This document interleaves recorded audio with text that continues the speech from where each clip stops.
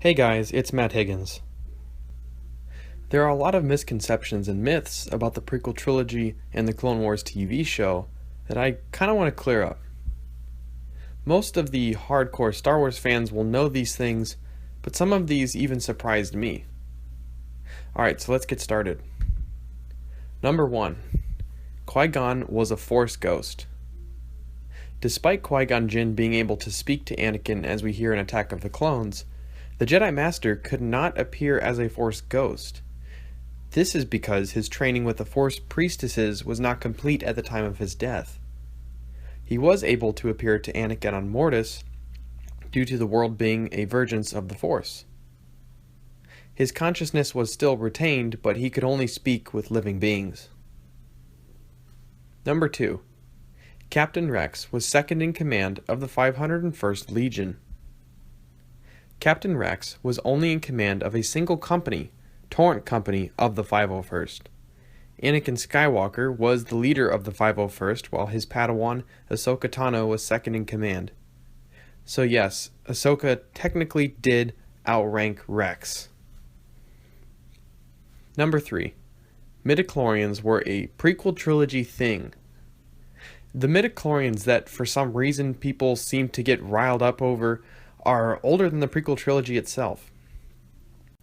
While they weren't midichlorians explicitly, the big man George Lucas had thrown around the idea in late 1977 while having story conferences for The Empire Strikes Back. Plus, midichlorians are still canon.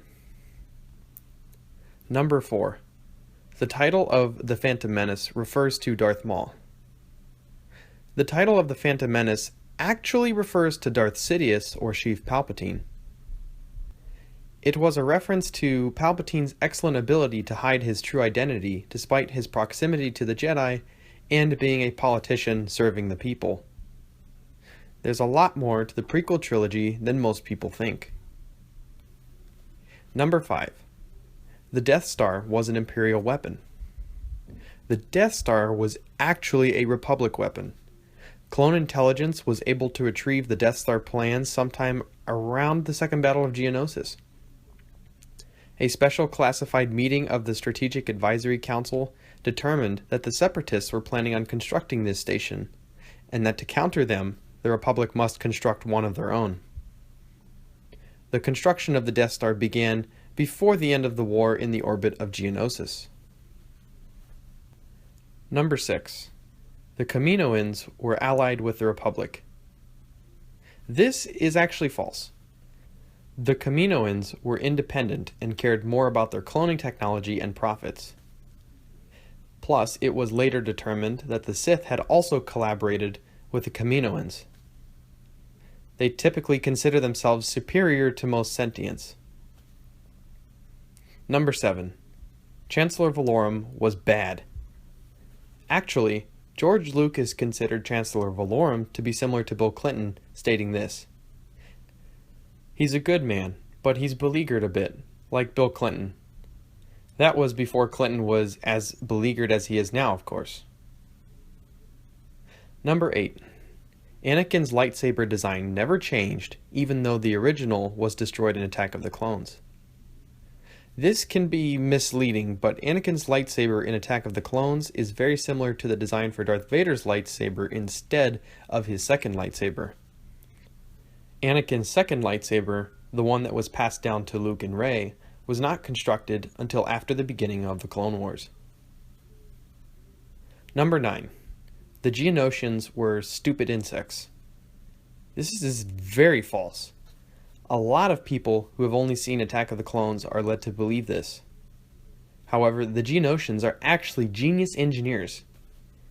The Geonosians were approached by many individuals from all over the galaxy for large construction projects, including the Death Star and the droid foundries as examples. Alright, the last one. Number 10. The prequel trilogy might be remade. Nice try. Kathleen Kennedy, the president of Lucasfilm, has repeatedly stated that she will never authorize any tampering of George Lucas's original work. That includes the prequels and special edition edits. Kathleen Kennedy said this back in 2015. And George, his increasing need to use politics as a way to express some of his frustration with what was going on in the world is what comes through in the Star Wars prequels. And, fans can look at that and determine whether or not they connected with that. But certainly George did. That was really important to him. And, that was his prerogative. It was his story. He was using that in a way that was personally meaningful to him. So that's about it, guys. Give the video a thumbs up if you liked it, thumbs down if you didn't, and subscribe for more prequel-related content, including lore, discussions, as well as anything canon about the prequel trilogy. Thanks, guys, and may the Force be with you always.